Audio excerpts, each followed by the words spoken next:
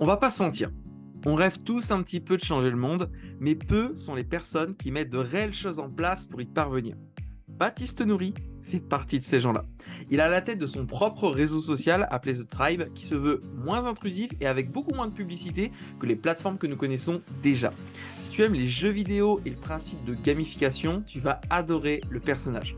Au programme dans cet épisode, nous allons voir quelle est sa vision unique pour que les choses marchent dans son business. On va voir également si on peut réussir sans forcément vouloir monter un empire. On va voir également comment s'est-il fait repérer par Arte pour ses prises de position. On va voir aussi la crise existentielle que Baptiste a subie concernant l'argent. Nous allons voir les pièges que l'on enseigne aux débutants dans le business et sa version des choses. Et nous allons voir également comment entreprendre quand on est introverti. Évidemment, comme chaque semaine, notre invité se dévoilera à travers le portrait chinois. Découvrons tout de suite l'homme qui souhaite concurrencer Mark Zuckerberg. Bonne écoute!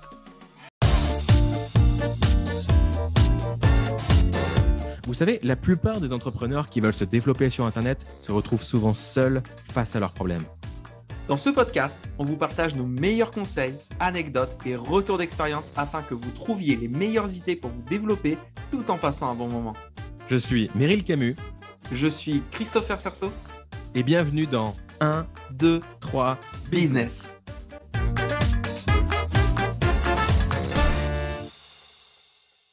Baptiste, tu as créé une tribu. Ouais, j'ai créé une tribu, Est-ce que tu peux nous en dire plus? carrément. Alors, au-delà d'une tribu, j'ai créé surtout un réseau social. Ça Ok. partait un peu d'un ras-le-bol en fait de Facebook. Je me disais, bah, Facebook, c'est bien sympa. On ajoute des amis, on a des groupes Facebook, etc. C'est cool, mais avec les années qui sont passées, c'est devenu une plateforme publicitaire. Instagram s'en est un peu le principal symptôme hein, aussi. Et je me suis dit, bah, moi, qu'est-ce que j'aimerais faire? Parce que c'est bien mignon de râler sur quelque chose, mais c'est quoi la solution que j'apporte derrière ça en fait? Donc, je me suis dit, bah, je vais créer mon réseau social. Je vais voir ce que ça va amener, comment je peux le faire, en rajoutant ce qui me semble manquer à Facebook et en enlevant ce qui m'emmerde en fait dans Facebook. Notamment, bah, la publicité qui est un petit peu abusive, les spams, les médias qui nous disent un petit peu ce qu'on est censé penser, ce qu'on est censé aimer, ce qu'on est censé détester, etc. Et en enlevant aussi la censure. Parce que bon, Facebook, faut pas se mentir, il y a beaucoup de contenu. Si tu sors un petit peu un mot qu'il faut pas sortir dans un mauvais contexte ou quoi que ce soit, tu te fais gauler le contenu, on te l'enlève et on te dit, bah, t'as enfreint les conditions d'utilisation de Facebook et T'es c'est pas bien. bloqué 30 jours et t'as rien à dire. Voilà. Ouais, c'est ça. Donc je me suis dit, bah, je vais amener un réseau social déjà qui m'appartient, comme ça, c'est moi qui fixe les règles du jeu. Et je vais garder des règles quand même assez ouvertes pour que bah, tout le monde puisse s'exprimer à sa manière. Donc j'ai créé The Tribe. Et du coup, ça fonctionne voilà, comme un Facebook, mais en mieux, je trouve, au niveau de l'expérience utilisateur, parce que c'est centré sur le plaisir en fait de l'utilisateur. Le gars, il est content de venir, il s'amuse, il est récompensé aussi pour ses exploits. J'ai mis un système de gamification dedans. Quand tu fais un post, tu gagnes des points. Quand tu gagnes des points, tu gagnes des badges. Quand tu gagnes des badges, tu reçois des trophées à la maison. Enfin, je veux vraiment récompenser le créateur de contenu pour son travail, parce que moi-même, créateur de contenu, je vous l'êtes tous les deux aussi, je pense que vous le savez, c'est pas un métier qui est facile, surtout au début, quand on n'a pas de visibilité, etc. C'est compliqué. Donc, je veux vraiment pousser autant les débutants qui ont aucune visibilité. Je veux leur dire que voilà ce que vous faites, ça mérite d'être vu. Et je veux aussi montrer aux leaders du marché qu'ils ont tout à faire aussi sur ce réseau-là, parce que bah, il y a des débutants qui peut-être ont besoin d'aide, euh, et eux aussi, ils ont une valeur à apporter qui sera aussi visible. Je sais qu'il y a des créateurs qui sont un petit peu borderline dans leur contenu. Moi, j'apprécie ça. Ils osent dire les choses, même si je suis pas forcément d'accord avec tout ce qu'ils disent. Au moins, ils ont un endroit où ils peuvent s'exprimer. Donc, c'est un peu de ce postulat-là que je partais.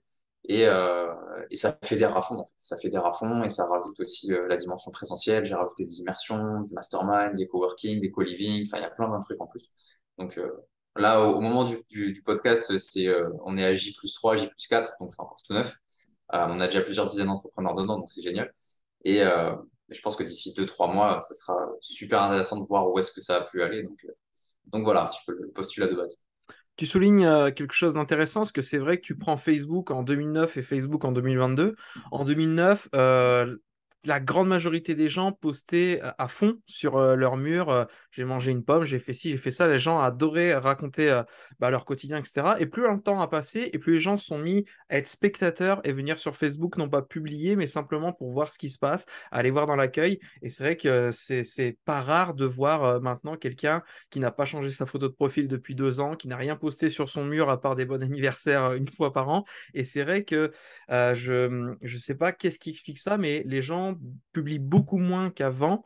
Et toi, le fait que tu mets ça en avant à travers des badges, à travers justement, enfin, d'encourager ça, je trouve ça génial. Je pense que quand tu crées une communauté, quel que soit le réseau, hein, ça peut être Instagram, YouTube, Facebook, ce que tu veux, euh, tu as les clients que tu mérites.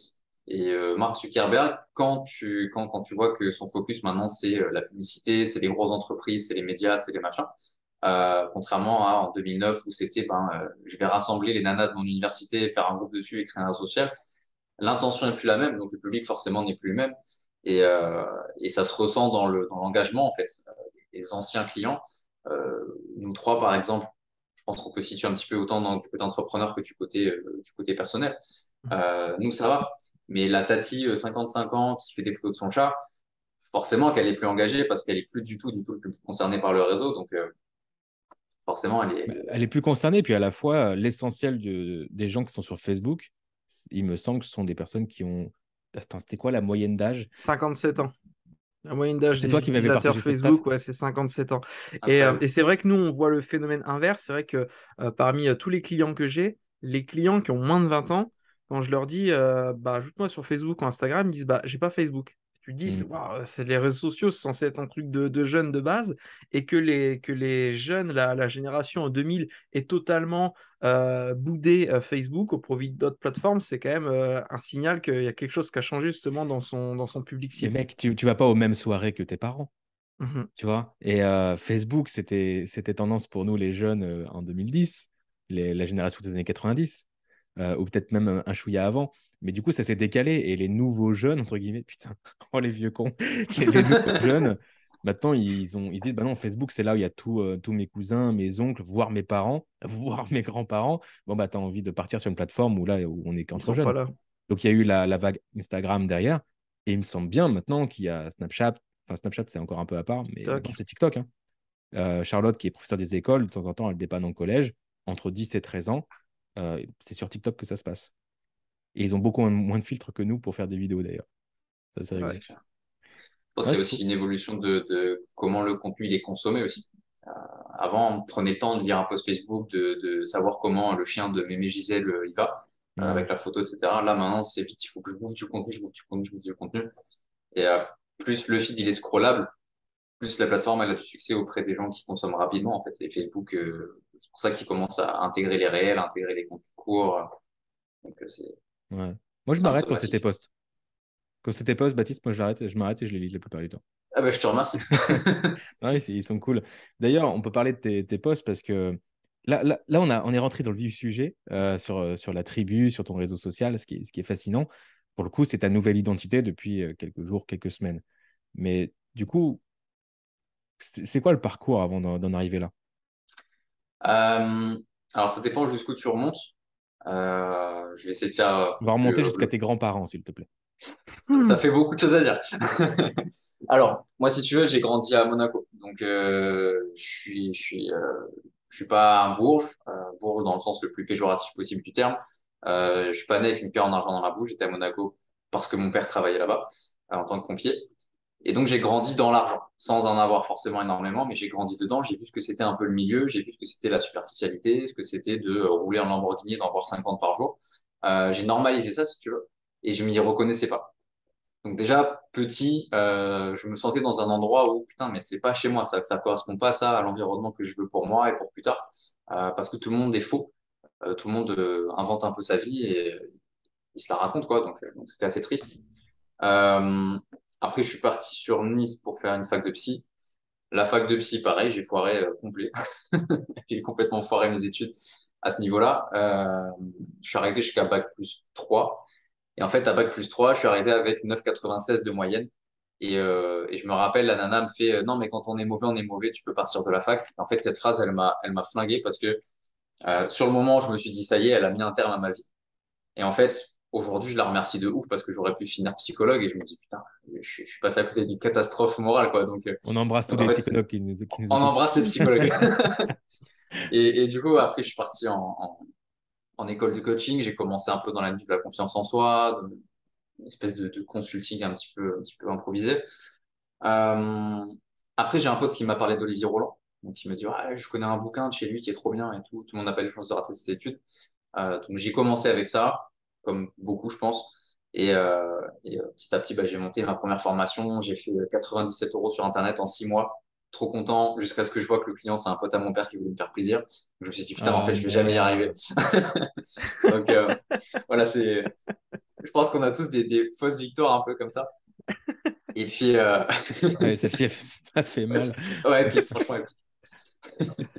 et du coup, voilà, petit à petit, j'ai monté un premier programme à 2000 balles et j'ai fait une première vente et j'ai dit, OK, là, j'ai fait un salaire correct avec juste moi, avec voilà, ma création, etc. Donc, je me suis dit, OK, il y a quelque chose qui est possible à faire.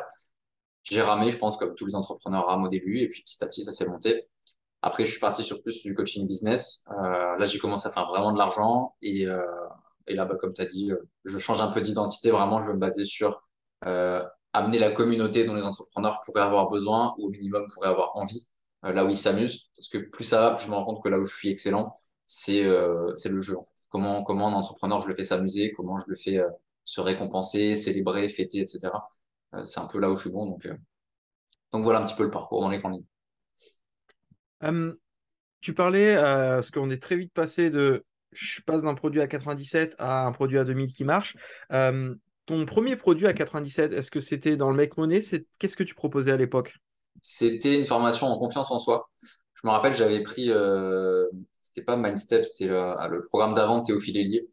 Je m'étais formé chez lui au début Vivre de son et blog en euh, 30 jours, un truc comme ça, non? ouais, c'était un programme à 2000 aussi. C'était un pack de plein de Ah oui. formations. Ok. Et du coup, ouais, j'avais fait ce programme-là. J'ai créé une première formation, mais flinguée à mort. Mais alors vraiment flinguée à mort. J'ai pris les bouquins que je trouvais. Je disais, OK, voilà, il y a des chapitres, je vais prendre les chapitres et je vais répéter ce que je sais dedans et puis ça marchera bien. Et, euh, Et du coup, ouais, j'ai eu mon premier client, c'était un pote à mon père, il s'appelait Jean. Et je me rappelle, j'étais à Lyon avec un pote, putain, 97 euros. Je fais, mais merde, je le connais ce mec-là, putain, c'est relou, quoi. Et, euh, et ouais, du coup, ça a foiré complet. Après, j'ai fait deux, trois ventes sur cette offre-là. Et, euh, et après, j'ai vu qu'il y a des mecs qui vendaient des programmes à plusieurs milliers d'euros. Je me suis dit, mais en fait, c'est du génie. Il y a juste à vendre un ou deux programmes par mois comme ça. Et c'est trop bien, je vais vivre de mon activité, c'est génial. Donc, je l'ai fait. Là, deuxième gros carton dans ma tête, c'est que j'ai créé un programme, il y avait 233 vidéos dedans que j'ai tourné avant de vendre le produit. Et après, il y a eu 3 mois sans vente. Donc, je me suis dit, pendant 3 mois, en fait, j'ai fait 230 vidéos pour rien. Donc, ça met un peu les nerfs, mais petit à petit, après, bon, tu commences à comprendre un peu comment ça fonctionne. J'ai eu mon premier client, il a payé en one time et je me suis dit, putain, en fait, il y a vraiment quelque chose qui est possible, quoi. Donc, c'est un peu le switch qui s'est passé. Le Puis dans premier paiement la, qui équivaut à tes anciens salaires, quand c'est ouais, 1000, 2000, 3000 euros, quand tu démarres, c'est vraiment le montant qui te fait vriller. il se passe quelque chose. Ouais. Il se passe quelque chose, en fait. Surtout pour se payer cash. Mais Ouais. je trouve ça super intéressant parce que, excuse-moi de te couper, mais on part de ton premier produit à 97 euros, il marche pas très bien, et toi tu te dis, et si je faisais un truc 20 fois plus cher? Ouais, c'est vrai. Et déjà, rien que mentalement, c'est pas commun, tu vois. Au Hmm. contraire, les gens se seraient dit, ah, peut-être 97, je vais essayer de baisser. Toi, tu t'es dit non, on va partir sur quelque chose qui a aucun rapport. Donc, c'est le fait que, justement, tu te sois continué à te former, que tu aies vu un autre business model qui existait et tu t'es pas posé de questions. Tu t'es dit, allez, on teste ça aussi, quoi. En vrai, c'est même pas tant ce que j'ai appris, c'est plus niveau expérience. À chaque fois que je fais un truc pas comme les autres, ça marche pour moi en fait. Je dis pas que ça marche pour tout le monde, mais je me rappelle, j'ai fait une compétition de kickboxing. Peut-être ça parlera à Mary qui fait du karaté, hein, c'est ça, je crois. C'est ça. Et du coup, j'avais une compète et on était parti, c'était championnat de France et tout. Donc mon prof, enfin mon coach, il me fait, mais tu t'es échauffé? Et je lui fais, bah non, j'écoute de la musique là, tu vois et tout. Il me fait, mais putain, mais va t'échauffer, t'as un combat dans 5 minutes. Secoue-toi, tu vois. Et je fais non, non, mais j'ai juste besoin d'être tout seul, laisse-moi tranquille. Et je mets mes écouteurs et en fait, je suis championnat de France, tu vois. J'ai gagné mon championnat parce que j'ai fait pas comme les autres. Et moralité, mon coach, bah, tous les autres, ils ont pas fait de podium. Donc je dis pas que je suis meilleur qu'eux parce qu'ils me roulent tous dessus, clairement. Mais Mais j'ai dit à mon coach, moi, ma manière de bien fonctionner, c'est quand je fais pas comme tout le monde fait. Et ça marche pour moi, en fait. Quand je laisse parler ma créativité, ça fonctionne. Donc, je me suis dit, pareil pour la transition de 97 à 2000 euros, je me suis dit, mais personne fait ça. Quand tu échoues à 97, tu vas pas essayer, enfin, tu échoues au niveau facile, pourquoi essayer le niveau difficile si facile, j'y arrive pas? Et je me suis dit, peut-être que niveau difficile, c'est l'environnement où moi, j'évolue plus naturellement. Euh, et facile, difficile, c'est pas un degré. Moi, je le vois plus comme un univers différent avec des fonctionnements différents. Donc, j'ai testé. Et puis, bah, moralité, ça a fonctionné. Et encore, là, on part du principe que vendre à 2000 euros, c'est plus difficile que vendre à 97, Ouais. ce qui est contestable de fou parce que finalement, un client qui paye 2000 euros, il augmente sa certitude d'avoir des résultats. Tandis qu'il y a un produit à 100 euros, ça peut être un risque de ne pas avoir de résultats. Enfin bref, on pourrait parler de la psychologie de l'argent, tu la connais bien. Mais c'est quand même le fait de s'en convaincre et d'avoir la foi de faire ça. Toi, tu devais avoir de la certitude en tout cas. Bah, c'était plus en mode, vas-y, de toute façon, j'ai rien à perdre, j'essaye, et puis Non, on mais c'est verra bien vrai, sur, t'as sur un rien à perdre. malentendu. Tu t'es posé moins de questions que les autres et ça a payé, quoi. Faut s'en poser un peu quand même. Je dirais pas que c'est un Je truc que sais je pas. conseille de faire, mais Moi, j'ai l'impression que tu te poses beaucoup de questions, ce qui n'est ça pas un mal, dépend hein. quoi. Ça dépend sur quoi. Je me pose souvent les mêmes questions, surtout. Je me dis, est-ce que là, je vais m'amuser ou pas? Et est-ce que je me sens en confiance ou pas de le faire? Ça, Et c'est les si questions je... dynamisantes. Excuse-moi. Ouais, Là, non, tu dis-moi, parlais des dis-moi. questions qui te donnent de l'énergie, enfin les questions pertinentes en fait. Est-ce que je m'amuse ou pas? Ça te donne une bonne direction. Est-ce que tu te poses aussi des questions de merde en fait, qui te sapent? Je pense que oui. Après, je sais pas si j'en ai conscience ou pas. Je sais qu'il y a de temps en temps des questions où je me dis, ouais, est-ce que là, franchement, ça va marcher? Est-ce que ça va intéresser? Est-ce que ça va plaire? Et je sais que quand je suis connecté à la vie des autres, généralement, ça foire parce que bah, je le fais plus pour moi. Mais quand je le fais pour moi, en sachant que ça va servir à des gens, là, ça fonctionne généralement super bien. La Tribe, hein, c'est le dernier exemple le plus récent, ça fait 3 jours. Donc, je me suis dit, je sais que ça va servir, mais en même temps, je le fais à partir d'un espace où je m'éclate comme un gamin. Et quand je m'éclate comme un gamin, ça fonctionne de ouf. Et je me rends compte aussi, même avec les jeux vidéo, ça te parlera peut-être aussi. Un jeu enfin, un jeu qui est très difficile, mais où tu t'amuses, où tu prends du plaisir, tu vas persévérer et gagner. Alors qu'un jeu super facile, où tu t'emmerdes, tu prends pas de plaisir, tu vas vite le vendre, le foutre sur eBay ou je sais pas quoi. Donc, je pense que la difficulté, tu la réduis naturellement quand t'es dans ton espace de plaisir personnel, en fait. C'est pour ça qu'il y a toute une communauté qui est fan des Dark Souls et que tu Ouais. trouves pas de communauté pour Kirby ou. Allez, Kirby, il a peut-être sa communauté, mais je veux dire les jeux simples. Mais ouais, ça fait sens ce que tu dis. Bah, les Dark Souls, il y a 4 types de fun, en fait, et ça fait partie du hard fun. Et le hard fun, c'est quand tu prends ton plaisir en fait à te faire marave la tête à répétition jusqu'à ce que tu aies ton succès. Et en fait, moi, mon approche du business, c'est plus le contraire, c'est du easy fun, c'est te dire, bah, il n'y a pas d'enjeu, il n'y a pas de stress. Les Lego, par exemple, c'est du easy fun. Animal Expérimente, tu casses, tu Crossing. continues. Ouais, c'est ça. T'as Ouais. pas de stress en fait, juste t'as pas d'enjeu. Et je pense que c'est super, enfin, beaucoup plus facile d'expérimenter en business quand tu mets pas un enjeu derrière. Moi, quand je lance un produit, j'ai pas d'objectif de vente, de chiffre d'affaires ou quoi que ce soit, juste, est-ce que je m'amuse là ou pas? Et si je m'amuse, c'est parfait, je lance. Tu as changé ton curseur. Et pourquoi avoir choisi le jeu plutôt que, par exemple, la progression? Euh, Déjà parce que le jeu, je peux le mesurer avec des curseurs qui me parlent.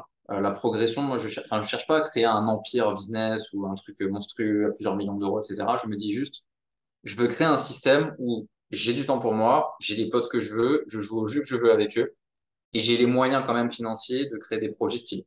Et en fait, ça s'arrête là. Ma réflexion, elle va pas plus loin, parce que je sais que, enfin, quand tu joues au jeu de l'argent, l'argent, c'est une ressource finie, donc ta motivation, elle est finie aussi. Et j'ai eu cette crise où tu fais assez d'argent pour te dire, mais là, en fait, à quoi ça sert de faire plus que ça? Parce que j'ai déjà tout ce que je veux. Et j'ai eu besoin, je pense, d'avoir comment dire, une crise existentielle financière et de me dire, mais j'ai plein d'argent et pourtant je suis pas heureux. Merde, qu'est-ce qui se passe en fait? Et ça m'a fait comprendre que c'est une question de quel est le sens que tu mets derrière ce que tu fais et pas forcément quel est l'argent que tu rentres. Parce que pour en avoir fréquenté quelques-uns, je ne vais pas citer de nom, mais je pense que tu t'en connais quelques-uns aussi. Sur le marché, il y en a plein, ils peuvent te donner des chiffres qui sont impressionnants, mais ils tirent la gueule toute la journée. Et je me dis, c'est pas ça en fait que je veux, quoi. Donc, Je suis en train de me demander dans quelle catégorie je me place. ça, tu le sais mieux que moi. Ah, c'est super intéressant. Je me Ouais, c'est souviens cette d'un crise de déclic que sens. tu as eu. Hmm. Attends, Je te laisse répète-moi parler. ça. Ouais. On n'était pas synchro. Non, non, juste, en plus, c'est pas pertinent, c'était juste une remarque. Je me souviens qu'à un moment, dans ton contenu, Baptiste, t'avais vrillé en mode mais attends, pourquoi est-ce que je fais la course au million alors que c'est pas mon combat? Moi, ce que je veux, c'est m'amuser. Donc, fuck ça, qui même me suivent. Et je trouvais qu'il y avait eu un pivot à ce moment-là. Je crois que c'est de cette année ou de l'année dernière. Ouais, cette année, ouais. C'est Ouais. assez récent. Ouais, je trouvais ça. Voilà, juste, je voulais commenter ça. Mais c'est un petit peu comme l'exemple récent avec, je crois que c'est Russell Brunson qui a refusé une offre à 1 milliard pour revendre sa boîte. Lui, je pense qu'il est clairement en mode justement fun, tu vois. Je m'amuse avec ça.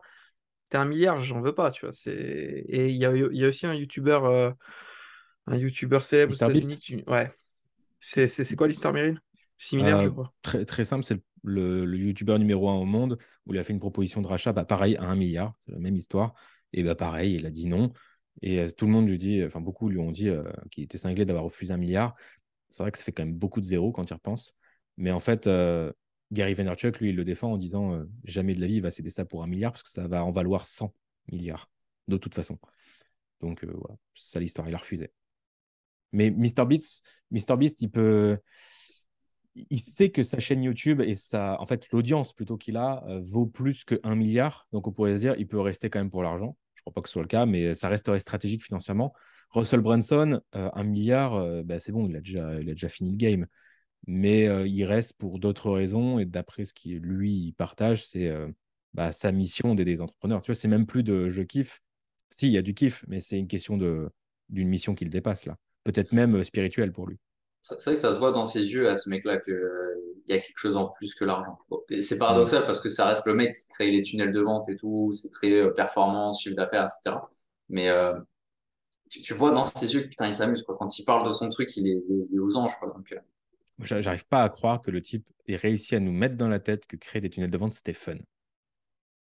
et pourtant.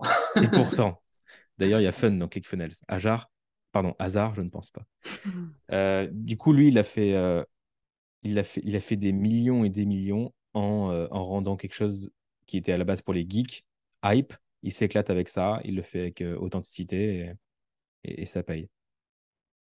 Et il Il a tout s'amuse. compris. Peut-être parce qu'il avait rejoint The Tribe. Ça doit être pour ça. Je pense, je pense. Donc, tu es également gamer, Baptiste. Ah ouais, j'abuse un peu des fois même. À Je quoi vais tu te joues en dire. ce moment? Est-ce que tu peux... Alors, ça m'intéresse de savoir à quoi tu joues et aussi, quand tu dis que tu abuses, vas-y, dis-nous en plus là-dessus, ça m'intéresse.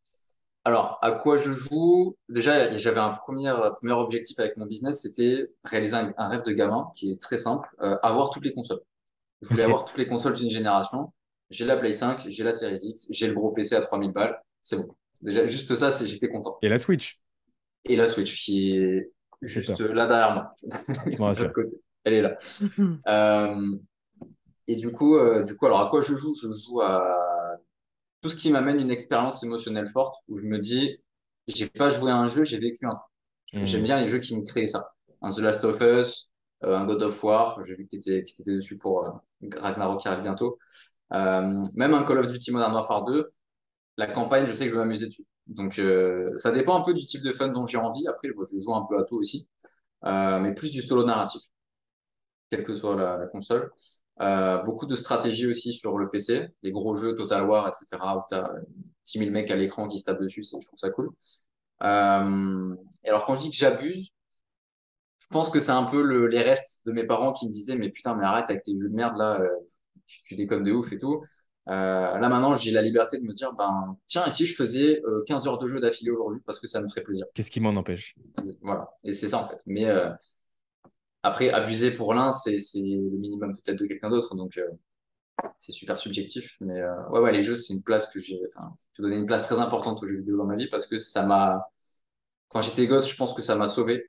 C'est le seul endroit où j'avais un peu un refuge. J'avais pas beaucoup de potes quand j'étais petit, mais j'avais toujours des jeux pour me dire, c'est bien, t'as passé un niveau, c'est bien, t'as pris de l'expérience, c'est bien, t'as acquis telle compétence, etc. C'est le T'évolues. seul endroit. Ouais, c'est ça.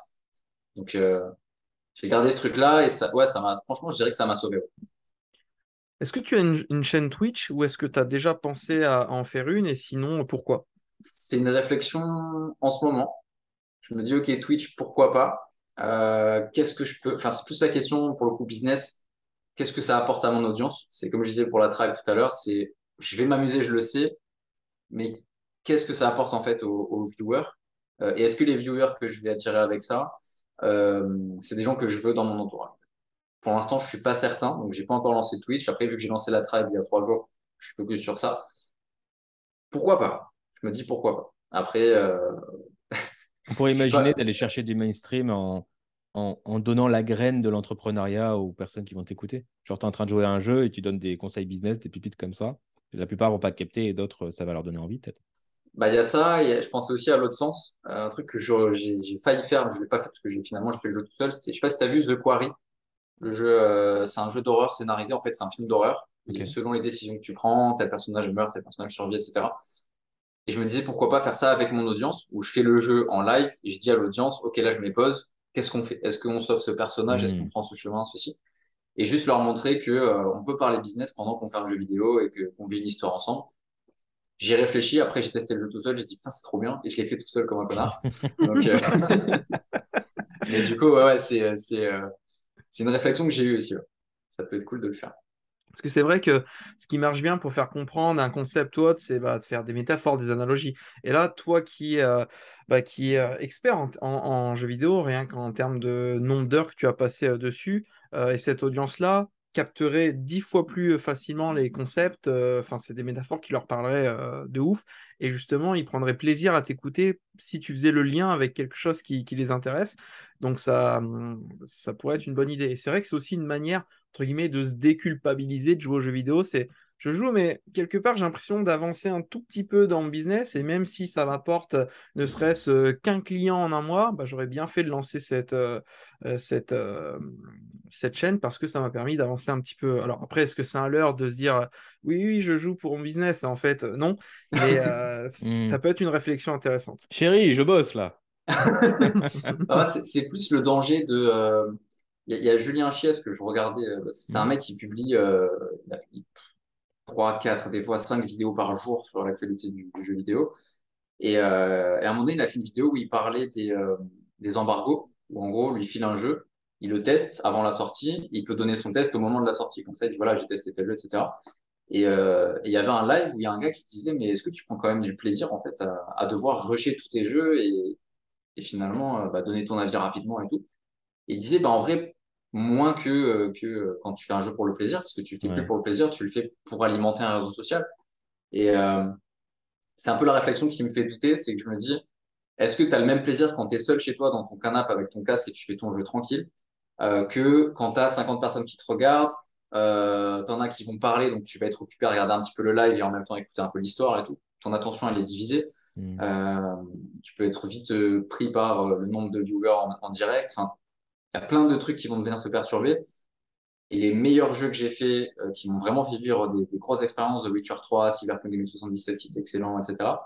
Je les ai fait tout seul dans mon coin et je repars avec des souvenirs impérissables. Je sais qu'il y a des Hmm. jeux, limite, tu tombes amoureux des personnages, tu te dis, mais il y a un personnage qui me manque, alors que c'est un amas de pixels, en fait. Tu vois, donc. Et ça, tu l'as pas quand tu as une audience en même temps qui te regarde, qui te surveille, etc. Parce que t'es plus dans ta vie privée, entre guillemets. Et c'est un truc que j'essaie quand même de préserver. Les Donc, gens disent voilà. souvent que les gens qui jouent au jeu n'ont pas de vie. La vérité, c'est que les gens qui jouent au jeu vivent 1000 vies en une. De ouf. De ouf. C'est pas de moi. Je sais pas où j'ai On- chopé on- ça, mais c'est une Les belle gamers ne citation. meurent pas, ils respawnent. Mais c'est vrai que c'est intéressant parce que là, effectivement, entre jouer aux jeux vidéo pour soi, pour se faire plaisir, et professionnaliser ça, être payé pour ça, on passe de la passion au travail et Ouais. il faut voir justement à quel point c'est une passion et justement, ça change pas le truc même en étant payé. Inversement, en restant dans le jeu, entre guillemets, il y a quelqu'un qui a posé la question à Thierry Henry, mais qu'est-ce que vous auriez fait dans la vie si vous n'étiez pas un joueur de foot professionnel? Il a répondu, bah, je serais un joueur de foot amateur. Et on Hmm. dit, Il a mais tout tu serais compris. broke financièrement. Fait, c'est vrai, mais au moins je ferai ce que j'aime, tu vois. J'ai aimé ce truc-là, mais qu'est-ce que tu ferais d'autre dans la vie? Intéressant. Bah, si je serais pas professionnel, je serais amateur, tu vois. On va. Ouais, c'est Et trop ça ça. prouve Ah, bien ouais, vu. Ouais. à quel point la passion est forte. Et justement, l'idée, c'est aussi de peut-être pas transformer toutes les passions en business et d'avoir un business qui génère du profit, qui ensuite nous libère du temps pour faire ce qu'on aime.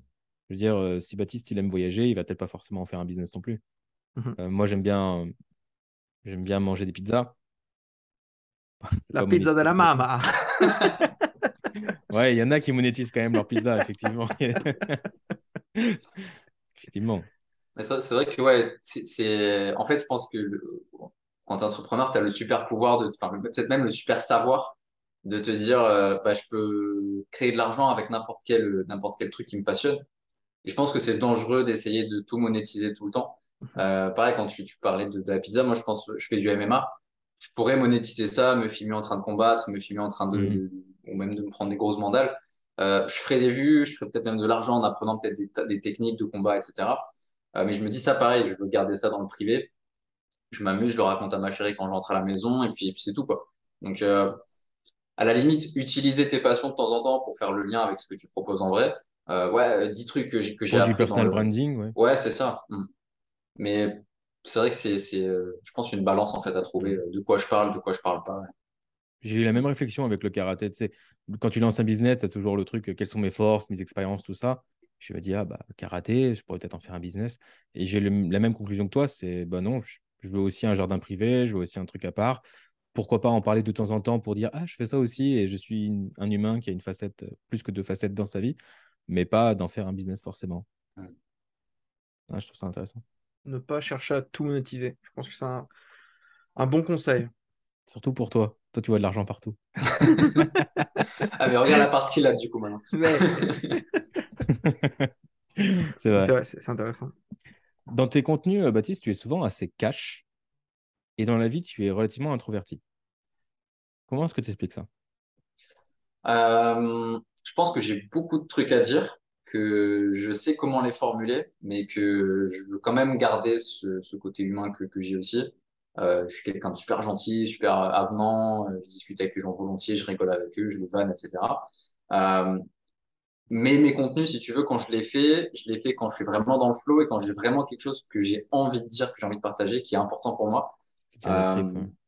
et ouais, quand c'est j'essaye, c'est pas le cas de 100% de mes contenus, mais j'essaye au maximum dans mes contenus de faire sortir les valeurs que j'ai, qu'elles soient discutables ou pas. Hein. Évidemment, j'ai des valeurs qui peuvent être totalement contestables, mais j'essaye d'être brut en fait, de dire voilà, moi je suis comme ça, boum, je le pose sur la table, tu prends pas, il n'y a aucun souci. J'entends carrément qu'il y a des gens qui peuvent m'insulter, me détester, me haïr ou ce que tu veux, mais je sais que ces gens-là, c'est la preuve que de l'autre côté, il y a des gens qui adorent ce que je fais, qui rachètent toujours chez moi, qui sont clients depuis des années.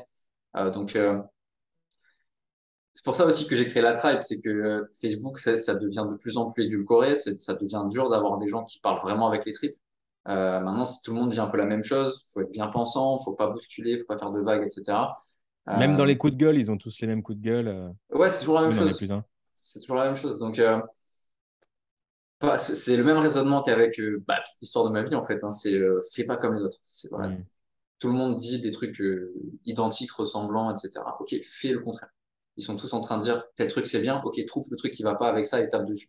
Ou inversement, et ils disent tous que ça c'est mal, ok, montre-leur pourquoi c'est bien. Et à chaque fois, le contenu soit, enfin, il buzz, je reçois des messages, je reçois des clients, je reçois plein de trucs. Donc, c'est toujours d'aller chercher le. J'aime bien dire qu'est-ce qu'un petit con il ferait à ce moment-là, devant tel événement, tel contexte, etc. Qu'est-ce qu'un petit con pourrait faire par rapport à ce truc-là? Il y a eu la mode des nanas qui font des prix à 5 555 euros 55 centimes, tu sais, les tarifs comme ça, là. C'est une mode de ouf, il y a plein de gens qui adorent ça. Je me suis régalé à faire un post où je les tacle, parce que je me dis, mais sans méchanceté, sans jugement aucun, tu vois, mais juste me dire, ça va être marrant. Il va se passer quelque chose. Je jette un caillou, on voit ce qui se passe derrière. Et c'est vraiment dans cette idée du sale gosse, en fait, qui essaye des choses, qui voit un peu ce qui se passe. Des fois, le sale gosse, il se fait engueuler, hein, forcément. Je prends des retours de bâton. Mais j'ai toujours, à chaque fois, quelqu'un qui me dit, putain, t'as bien fait d'en parler parce que j'attendais que quelqu'un en parle. Et donc, Le je sale fédère, gosse en qui fait, aime comme bien ça. contredire aussi. Ouais, j'adore contredire, c'est trop bien. C'est trop bien. Ça crée du débat. Et puis, t'as toujours le gars qui est encore plus sale gosse que toi, qui va te défoncer. Mais vu que c'est OK, je suis OK avec ça, je sais que c'est un jeu et que j'accepte les règles du jeu, j'accepte qu'on m'insulte, qu'on me déteste ou quoi que ce soit. C'est cool en fait. J'ai eu le plus gros exemple que j'ai failli passer à la télé à cause de ce comportement de petit con. J'avais taclé Juliette Funès, qui est Ah oui, philosophe et qui est. qui a démonté enfin, qui a parlé du Voilà, développement impersonnel. Ok. voilà c'est ça. Donc moi j'ai taclé ça et j'ai été super virulent en fait sur la vidéo. J'ai dit putain, mais cette nana elle a un palais dans le cul et tout. Et du coup j'ai été contacté par Arte et ils m'ont dit si vous voulez, on fait une émission qui s'appelle Philosophie à 20h le samedi. il y a Juliette Funès, elle est OK pour débattre avec vous. Donc j'ai dit OK. J'ai dit bon, c'était au tout début de mon business et tout. J'avais pas encore de maturité business. Et j'ai eu l'intelligence de me dire, c'est trop tôt. Va, pas de suite. Il faut pas que ta première apparition médiatique ce soit ça parce que ça va très mal, ça va être compliqué, quoi. Ah ouais. Mais j'ai failli passer à la télé Et t'aurais pu grâce à marquer vu cause. dans Arte Ouais, sur tes sites. ouais, mais ça fait vieillot, je trouve. Comme... Ouais, c'est vrai que c'est pas la meilleure chaîne. Mais Mais ouais. voilà, enfin, ça peut t'amener loin de chercher un peu pas le clash pour le clash, mais d'assumer ce que tu penses, même quand il y a beaucoup de gens qui sont pas d'accord avec toi, en fait. Je La trouve ça super polarisation. balèze. C'est un truc que je sais absolument pas faire, polariser. Dans ma personnalité, mon test MBTI, c'est INFJ. En gros, je suis avocat, donc j'arrive à me mettre à la place des gens et oui, à faire l'avocat du diable, littéralement. Ce qui veut dire que, typiquement, si tu mets Julia versus Baptiste, je vais me dire, putain, mais Julia, elle a trop raison. Puis Baptiste, il va parler, je vais me dire, ah ouais, mais je suis super d'accord avec lui aussi. Et du coup, je vais pas réussir à me faire un avis tranché. Est-ce que, est-ce que toi, comment tu fais pour faire un coup de gueule? Comment on fait quand on est un peu au milieu comme moi, les personnalités un peu soft et qui veulent polariser pour attirer l'attention, comment on fait pour faire un coup de gueule? Moi, je clarifierais les valeurs le plus possible, me dire, OK, c'est quoi mes valeurs que j'ai envie le plus d'affirmer. Ça peut être l'honneur, ça peut être la justice, ça peut être l'amour, ça peut être ce que tu veux. Euh, et tu t'exposes à des gens qui ont la valeur contraire. Tu prends, euh, moi, ma valeur, c'est la simplicité, par exemple. Hein. Mhm. Bah, le gars, le Russell Brunson de base qui a créé un tunnel de vente en 49 étapes, je vais lui rentrer dedans, je vais dire, mais Hmm. pourquoi vous vous faites chier à faire un truc aussi compliqué alors que vous pouvez faire simple? Et je parle d'une valeur simple, hein. La simplicité, c'est pas une valeur qui est moralement compliquée. Et après, bah, petit à petit, tu peux t'entraîner à dire, voilà, bah, qu'est-ce que j'aime pas, pourquoi je l'aime pas. Et généralement, quand tu te poses la question de pourquoi j'aime pas telle chose, telle personne, tel comportement, c'est parce qu'il y a une valeur quelque part qui se fait titiller. Donc, j'essaye d'être attentif en fait à quelle valeur les gens viennent titiller chez moi. Je me dis, OK, qu'est-ce que j'apprends déjà sur moi par rapport à ça? Et ensuite, qu'est-ce que j'ai envie de dire par rapport à ce qui se passe? Quand je vois c'est morbide hein, comme actualité, mais la petite Lola qui s'est fait découper en morceaux, etc., qu'on a vu là, c'est un peu le buzz du moment, euh, ça m'a grave dégoûté en fait. Je me suis dit, mais putain, mais il se passe des trucs horribles dans le monde. Qu'est-ce que ça vient chercher chez moi? Sentiment d'injustice, ok, donc ça a touché ma valeur de justice, d'injustice. Ok, j'en parle. Qu'est-ce que je trouve injuste là-dedans? Et ça te fait un contenu polarisant, naturel en fait. T'as même pas besoin de réfléchir, te dire qu'est-ce que je peux raconter, etc. Tu sais que ça va être polarisant parce que vu que tu es dans un extrême parce qu'on a touché une valeur, bah, ça va résonner chez des gens qui ont la valeur contraire et qui vont se dire, mais moi je trouve ça normal parce que j'en sais rien, je dis des conneries. Hein. Peut-être que la petite Lola, bah, elle était méchante, elle était insupportable, même si, voilà, en le disant, ça contracte, je me dis, c'est bon ce que je dis, mais Non, parce voilà, que c'est le débat, il va pas être sur est-ce qu'il fallait la massacrer ou pas. Le débat va être sur que faisaient les flics. Ah bah les flics sont occupés à faire autre chose. Et en même temps, si les flics sont occupés, c'est peut-être parce qu'il y a un autre problème. Mais dans tous les cas, ça va générer du débat. ça. Et après, il faut aussi accepter le débat. C'est de dire, bah, je vais dire un truc, il y a des gens qui seront naturellement pas d'accord. Est-ce que je suis OK pas forcément d'écouter, mais au moins d'entendre les arguments du parti qui dit le contraire de ce que je dis. Et Hmm. après, il faut aussi être OK avec à quel moment j'arrête le débat. Parce que tu as des moments où le débat va trop loin, ou alors il va nulle part surtout. Donc, voilà, c'est aussi le truc de Facebook. C'est pour ça que j'ai fait la tribe. C'est que la tribe, j'ai envie de faire des débats qui sont intéressants, qui sont fournis, qui sont construits. Facebook, tu fais un post, tu tapes Éric Zemmour, tu dis rien d'autre. Hein. C'est bon, tu as un débat de 500 commentaires, tu vois. Donc, Éric Zemmour, point. Faudrait vraiment voilà. essayer. Mais c'est le genre de post que je pourrais faire, tu vois, juste pour rigoler. Je le fais, je vois ce qui se passe, je rigole un coup, et puis, toujours dans cette démarche de je m'amuse et je vois ce qui arrive, en fait. Depuis que tu t'es lancé dans l'entrepreneuriat, est-ce qu'il y a certaines de tes valeurs qui ont changé ou le curseur a évolué? Si oui, lequel? Celui qui me vient spontanément, c'est la discipline. Je suis un peu dans un combat personnel avec la discipline parce que bah, mon papa était pompier, donc pompier était dans une éducation militaire. Donc, le lit doit être bien fait, il faut se lever à 6 heures du mat, il faut faire tout parfaitement, etc. Si tu as 19 sur 20, c'est que tu es une merde. Si tu as 20 sur 20, c'est normal. Enfin, c'est compliqué. Euh, donc, j'ai grandi là-dedans. Quand j'ai commencé à faire de l'argent par moi-même, et que j'ai vu que j'étais pas forcément discipliné, je me suis dit, putain, il faut que je mette la gomme encore plus sur la discipline parce que c'est comme ça que je crois qu'il faut qu'on fasse. Donc j'ai mis la gomme et je faisais le réveil matinal, les pompes tout le matin. Je savais même pas pourquoi je le faisais, mais je le faisais. Euh, et petit à petit, de temps en temps, je me suis lâché un peu. J'ai dit, tiens, je vais prendre un peu des vacances. Je vais m'arrêter 2, 3 jours. Et quand je faisais ça, ça créait de l'argent, en fait. Ça créait des clients et tout. Et je me dis, qu'est-ce qui se passe? Je comprends pas. Il se passe quelque chose de bizarre. Et en fait, en grandissant, en prenant de la maturité avec mon business, je me suis dit, mais plus tu es à l'écoute de toi, à savoir, bah, tu as envie de faire une sieste, tu vas te coucher, tu as envie de rien foutre de la journée, tu fous rien de la journée. Plus tu es toi, plus tu t'assumes dans qui tu es, et plus tu attires les personnes qui te correspondent, et ça inclut les clients, en fait. Donc, j'ai vraiment eu cette espèce de balade un peu avec la discipline. Un coup, tu es super discipliné, un coup, tu l'es plus du tout. Et là, je réfléchis en fait à comment je fais pour être discipliné d'une manière où je m'écoute quand même à 200% moi. Donc, j'ai pas encore la réponse. Je cherche, on va dire. Ouais, c'est un chemin. Quel est le conseil qu'on donne généralement aux débutants qui veulent démarrer leur business en ligne avec lequel tu n'es pas du tout d'accord? Ah bah, il y aurait la discipline. Patati patata, faut cravacher comme un porc pendant 3 ans. Pas forcément. Il y en a qui décollent en 6 mois. Il y en a qui rament en 10 ans. Donc, il n'y a pas de loi par rapport à ça. Euh, et peut-être d'investir sur eux des grosses sommes dès le début. Commence par un petit livre, commence par un e-book, commence par quelque chose qui est confortable pour toi. Il y a un peu ce mythe de toujours devoir sortir de ta zone de confort. Non, au contraire, reste dans ta zone de confort, sors le bras de ta zone de confort, prends un truc et ramène-le dans ta zone de confort. Tu y vas petit à petit. Au lieu de sortir et de te retrouver en zone de panique, te dire putain, je me suis endetté de 10 000 € pour un coaching et tout, parce que ton coaching, tu vas le subir, tu vas même pas le faire, tu vas pas en bénéficier plus que ça. Donc ce serait investir intelligemment quand on investit, pas se mettre dans une zone dangereuse quand on le fait. Quand j'entends qu'il y a des closers du marché qui te font vendre ta bagnole ou vendre ta petite sœur à la limite pour acheter un coaching, bon, faut arrêter les conneries 5 minutes. Donc, ouais, rester safe quand même un maximum, parce que je pense qu'on peut pas croître en tant qu'entrepreneur quand on se sent en danger, en fait, quand on est en insécurité, qu'elle soit financière, qu'elle soit mentale, qu'elle soit psychologique. Donc voilà. Et peut-être aussi se méfier des livres.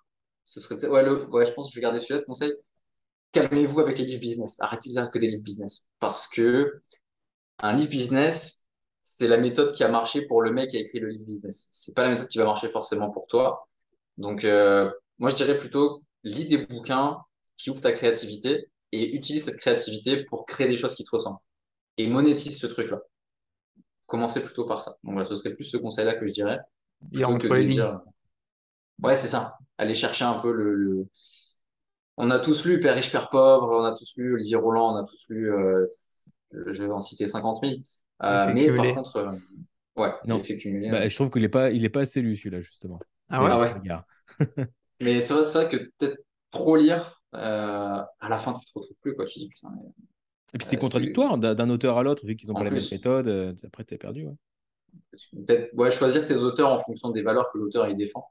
Est-ce que c'est un mec qui est plutôt simplicité, nature, etc. Ou est-ce que c'est un mec qui est plutôt gros masculin énervé, qui veut faire des gros tunnels de vente de fou et tout. Ouais, choisir son auteur avant de lire le livre, en Ouais, fait. Ouais, c'est ça. ça me paraît pertinent.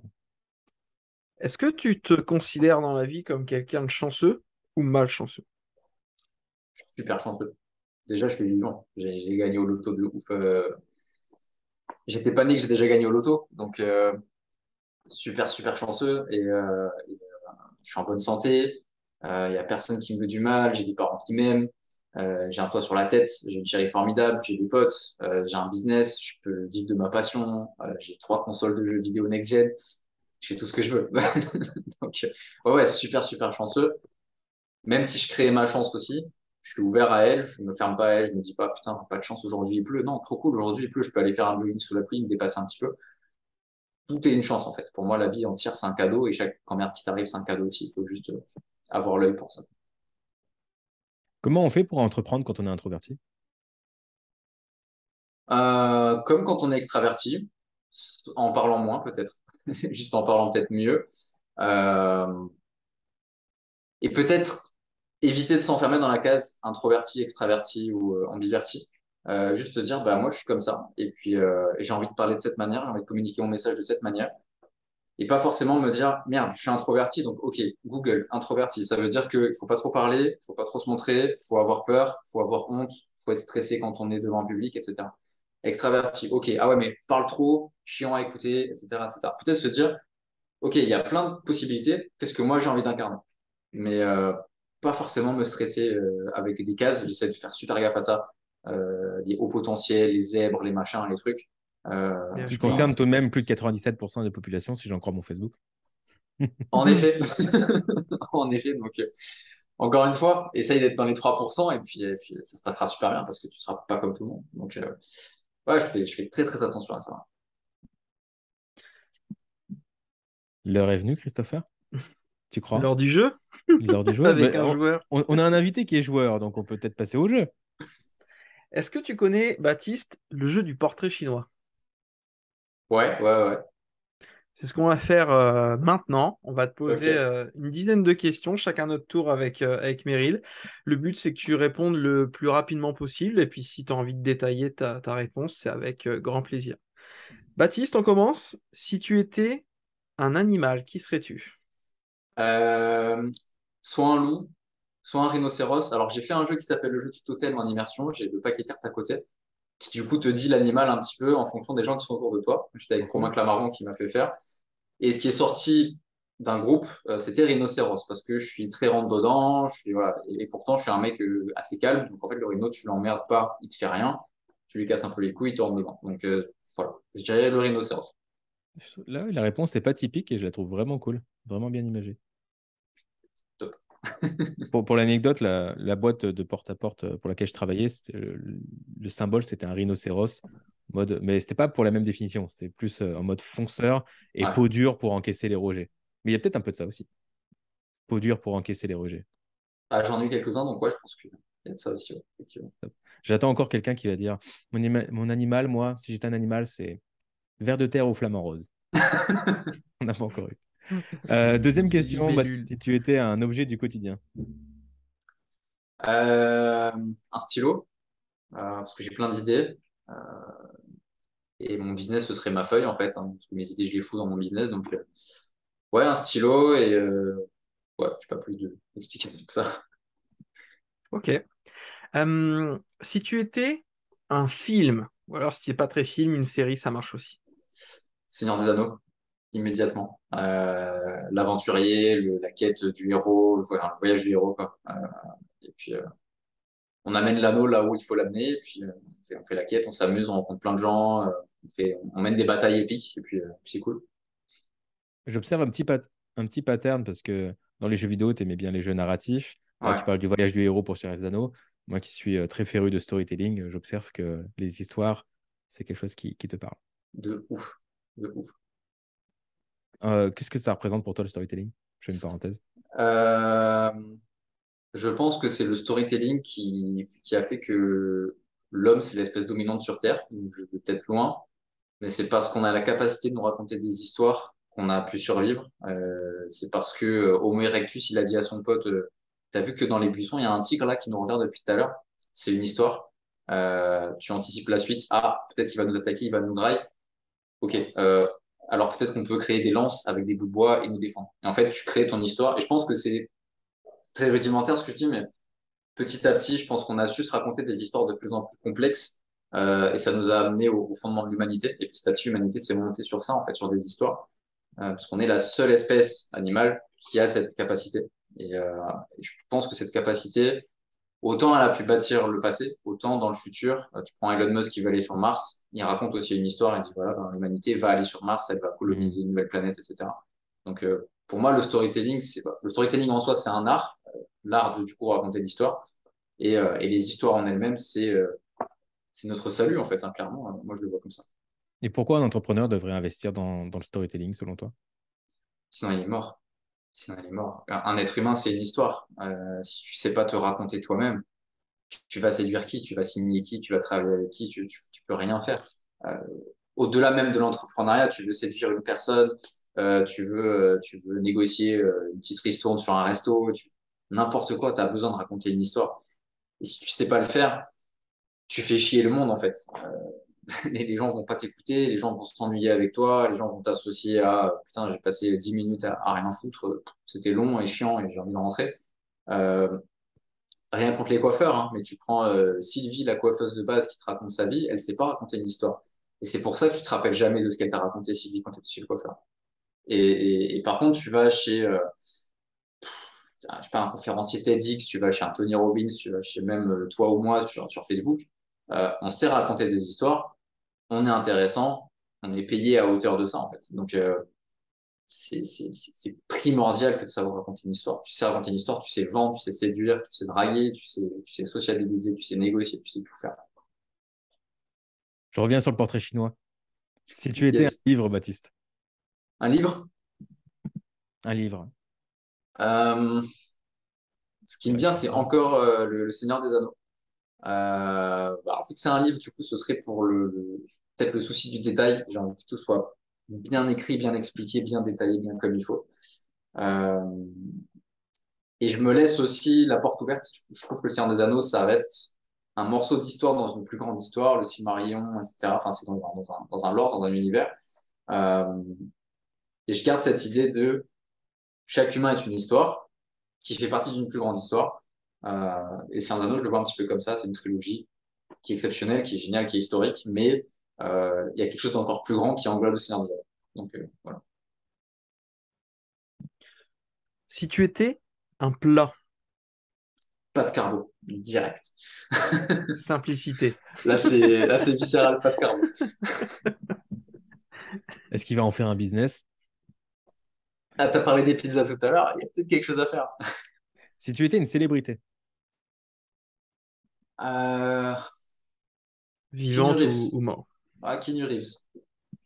Il, ouais. il fait le job, mais il est humble, il fait chier personne. Euh, et surtout, il a énormément de succès, mais tu sens que ça reste quand même un mec qui est super simple, super authentique, qui se prend pas la tête, qui joue de la vie, et pour le coup, qui a rencontré quand même des sacrées merdes dans sa vie. Enfin, de ma jeune expérience, j'ai même pas fait peut-être un millième de ce qu'il a rencontré dans sa vie.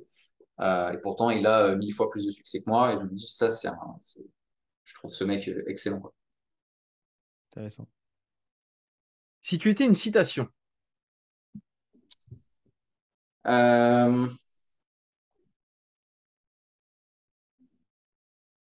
Citation, ça va être pas mal. Alors, j'en ai une sur le bras, peut-être ça peut compter ici. Entraîne. ralenti-sèche.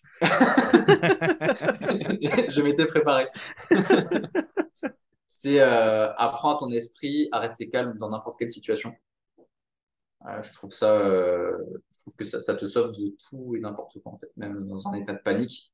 Alors c'est con, c'est pour la l'air, c'est un peu compliqué, mais l'avoir sous les yeux et savoir qu'elle est gravée en moi littéralement, euh, n'importe quelle zone de stress, si je reviens sur cette situation, je me dis ok, ça va. Il y a déjà quelqu'un qui a eu ce problème avant toi et qui s'en est sorti, donc tu vas t'en sortir aussi.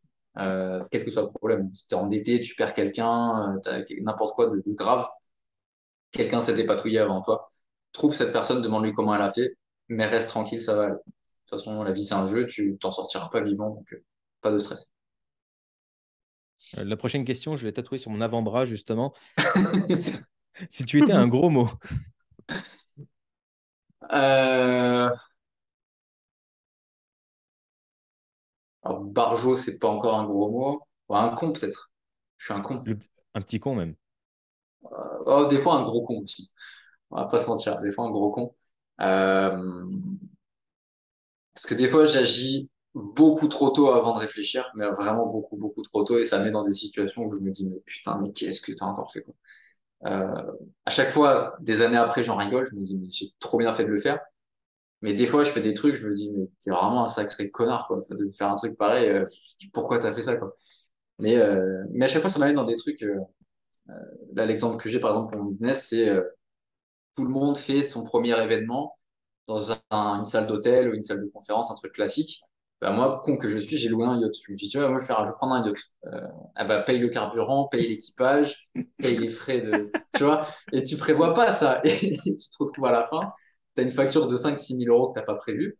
Quand tu fais 2000 euros tous les 6 mois, bah, c'est compliqué à gérer. Et là, voilà, je me suis traité de con, mais comme jamais. Je me suis dit, mais putain, mais Finalement, la vraiment, salle d'hôtel, c'était très bien. La prochaine fois, on ira au Ibis. ouais, mais j'étais assez con pour refaire dans un yacht l'année d'après, quoi. Donc, tu vois, j'ai même pas appris de ma leçon. Et pourtant, je m'amuse à chaque fois et je le raconte avec plaisir aujourd'hui parce que bah, j'ai été con à un moment où il fallait, je pense. Donc, Hmm. ouais, un bon Un gros con, yacht ouais, de dans le temps en temps. métaverse, c'est moins Ouais. cher. Grave. C'est rigolo parce que d'habitude, on pose la question si tu étais un gros mot et les gens nous sortent un juron. Toi, tu nous sortes une insulte qui te qualifie. Je t'ai laissé prendre ce parti-là parce que je trouvais ça intéressant comme manière. Bah, je trouve que il y a des insultes, quand tu te les attribues, c'est pas forcément insultant, en fait. Non, non, bien sûr. Tu vois, je me dis, quelle définition moi j'en mets dessus, en fait. Et puis, Oui, je je suis content que modifier un peu moi. tu aies profité de la question pour l'anecdote. Je trouve ça enrichissant. Question suivante qui n'est pas forcément facile à se l'approprier, mais si tu étais une émotion, Euh, c'est vrai que les émotions, c'est un prisme. Je me balade un peu sur enfin, comme tout le monde, hein, je me balade sur ce prisme. Euh, je dirais l'excitation. C'est un peu ce que je veux vendre, ce que je veux partager, ce que je veux exprimer. Et là où je suis la meilleure version de moi, entre guillemets, c'est quand je suis excité par quelque chose. Ah ouais, faut trop que je fasse ça, faut trop que j'aille dans ce resto, faut trop que j'aille parler à cette personne, faut trop que je signe ce client. Euh, je suis le meilleur quand je suis excité. Donc, je dirais l'excitation comme émotion. L'avant-dernière question, si tu étais un super pouvoir. Euh,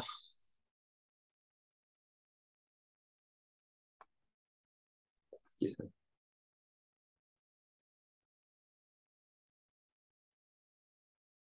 Je sais pas si tu as fait Life is Strange, le dernier True Colors, où tu vois la couleur des émotions. Ouais. Ça me parle, ce truc-là me parle. J'arrive à voir un peu chez les gens, est-ce qu'ils sont vraiment, enfin, surtout sur le prisme de est-ce que je m'amuse, est-ce que je m'amuse pas. Après, je suis pas hyper sensible à ça. Mais ouais, ouais, je dirais, je sais pas comment ça s'appelle, mais Et si on j'arrive un lui peu à trouvait un voir. nom, ça serait quoi? Bah, ce serait de l'hypersensibilité, mais pour moi, c'est aussi une étiquette, l'hypersensibilité. Donc, c'est un peu, c'est paradoxal pour moi. Tu vois, je me place, je sais pas. C'est-à-dire que tu vois les émotions comme si c'était en couleur. C'est de la clairvoyance. Est-ce que ça serait de la clairvoyance émotionnelle? C'est, La la clairvoyance du vibration kiff? émotionnelle. je dirais de la connexion humaine, en fait. Juste, tu ressens l'autre, tu te dis, ouais, est-ce que ça va? Est-ce que vraiment ça va? Comment tu te sens aujourd'hui? Tu vois, c'est vraiment des questions qui sont devenues super banales, mais pour moi, qui sont super profondes. Donc, demander à quelqu'un s'il va bien, c'est une question qui mérite toute ton attention, tout ton focus, en fait, quand tu poses la question. Et ça a été trop banalisé. Et, moi, je demande rarement si ça va, mais quand je le demande, j'ai vraiment envie de savoir si la personne va bien. Pas juste, ouais, toi, ça va. Tout, machin. Juste, tu vas bien aujourd'hui? Est-ce que ça va? Et c'est vraiment ce truc-là, en fait. Et, je dirais que je suis assez sensible à ce truc-là, de me dire bah, comment la personne en face de moi va, mais pas comment elle montre qu'elle va, mais comment elle va vraiment à l'intérieur. Et j'ai un peu ce curseur aussi pour capter le truc chez l'autre. Ok. Dernière question avant la question bonus. Alors, cette question-là, peut-être, tu vas peut-être avoir des dizaines de réponses dans la tête. Si tu étais un jeu vidéo, Oh putain, elle est trop dure ça. Si j'étais un jeu vidéo, oh là là, ça c'est la question la plus compliquée que j'ai eue. Pas ton jeu vidéo préféré, on en a déjà Euh, parlé tout à l'heure. Mais ouais, si ouais, ouais. tu étais un jeu Hmm. vidéo. Peut-être Uncharted, Uncharted 4. À chaque fois, je m'en sors, mais à chaque fois, je passe à ça de crever. Là, il y a tout qui s'effondre partout et tout. Enfin, ouais, métaphoriquement, ma vie, c'est un peu ça. C'est de temps en temps, tu vois, t'es dans tu découvres des trésors majestueux et tout. Et puis, pour une raison ou pour une autre, t'as fait un truc qui fait que tout se pète la gueule. Donc, t'as été con à un moment donné, tu vois, comme d'habitude. Et, t'as toujours des moments de contemplation aussi, genre, waouh, ce paysage, il est incroyable, ce personnage, il est génial. Et t'as des petites énigmes de temps en temps. Ça serait un petit peu la métaphore des problèmes business. OK, quelle offre est-ce que je peux lancer? Quel levier je peux tourner pour activer tel client, etc. Euh, et avoir une vision aussi. Nathan Drake, il sait quel trésor il veut aller chercher ou quel truc il veut faire. Et vous avez fait tous les deux Uncharted 4? Je peux spoiler ou... Je l'ai chez moi, je l'ai acheté il y a quelques années, il est toujours sous blister. Merde, C'est- alors, Moi, par je te contre, le recommande. je l'ai pas procrastiné, je l'ai platiné et j'ai kiffé de ouf. Donc, tu peux y aller. Enfin, Pas Alors, sauf spoiler, y si a pas Chris de a une problème. réserve. Non, non, je- non. alors, pour dire la fin sans spoiler, Ouais. J'entends humainement... rien. Non, on a les auditeurs aussi qui vont peut-être le faire. Donc, Alors, garantie no spoil, la fin d'Uncharted, ça te ramène à l'essentiel, en fait. Ça te ramène à l'essentiel et tu sais ce qui est vraiment important. Et c'est pas forcément le but que tu poursuis tout le temps pendant toute ton aventure entrepreneuriale. Donc, ouais, Uncharted 4, pour moi, si j'étais un jeu vidéo, je serais Uncharted 4. je kiffe la réponse. Je précise aussi que si vous connaissez un peu le storytelling, il y a toujours le voyage du héros où le héros va chercher l'élixir et le trésor. Mais le vrai trésor, c'est rarement l'objet de la quête. Le vrai trésor, c'est la personne qu'on devient au cours du voyage. Généralement, c'est ça. Sans surprise, Uncharted répond un petit peu à ce voyage-là. Super. Qu'est-ce que tu as pensé de ce portrait chinois? Ah, dernière question. Non, on a oublié. Ah! Je te la laisse, Christopher, parce que c'est une La question de ton question cru. beau, la question nus, la question bonus. Bonus. Si tu étais un commentaire sous ce podcast, Baptiste. Euh... C'est la dernière, celle-là, il n'y en a plus d'autres après, parce que ça commence à monter là en dessous. Euh, Ce côté contradiction, qu'est-ce qu'il va dire? Attention. un commentaire sous ce podcast. L'enfoiré a failli spoiler Uncharted 4. Ouais, peut-être, ouais. Euh, Moi, je pense à un truc du genre super intéressant, une autre façon de voir les choses, ou, une vision intéressante du monde, une vision intéressante du business. De- Formuler, je ne saurais pas trop, mais c'est un peu dans cette idée de il amène un peu d'air frais, quoi. C'est plus on parle de stratégie marketing, de vente d'avatar client, machin. C'est ah ouais, lui, il s'amuse en fait, il joue. Donc un petit peu quelque chose dans cette académie. Justement, si vous avez aimé l'air frais que propose Baptiste, si vous avez aimé son univers, vous pouvez évidemment le rejoindre sur les réseaux sociaux. Vous pouvez facilement le trouver en tapant Baptiste Nourri sur les réseaux sociaux. Tu es plutôt sur Facebook, peut-être LinkedIn aussi? Sur Tribe, non? Sur Tribe, sur le Tribe, forcément. J'allais, oui, j'allais évidemment. Oui, parce que je pense toujours à Facebook, parler. Instagram, le reste, on s'en tape, hein, évidemment. Non, mais habituellement, on donne les réseaux sociaux de l'invité, puis son offre ou ce qu'il fait et tout. Mais là, en fait, oui, c'est vrai que les deux vont ensemble. Donc, allez voir Baptiste Nourri sur Tribe. Voilà, c'est plus simple, nous en avons. Vous allez voir, vous allez kiffer. Et Créer voilà, un compte et aller lui parler, quoi. c'est ça. Merci Baptiste d'avoir joué le jeu. C'était cool de t'avoir sur le podcast. Ah, merci à vous tous les deux. C'est cool.